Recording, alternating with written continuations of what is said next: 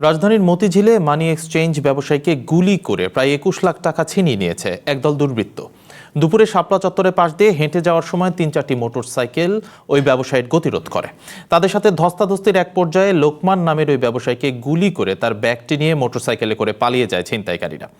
Police জানায় এই ঘটনায় আহত অবস্থায় ব্যবসায়ীকে মুগদা মেডিকেলে ভর্তি করা হয়েছে। ছিনতাই হওয়া ব্যাগটিতে ছিল $১৭,০০০ বা প্রায় ২১ লাখ টাকা।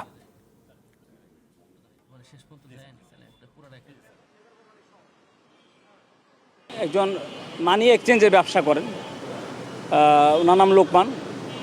উনি ব্যবসায়িক কাজে এদিকে এসেছিলেন। ওনার কাছে কিছু ডলার ছিল, এটা আমরা যতটুকু জানতে পেরেছি হয়তো বা $১৭,০০০।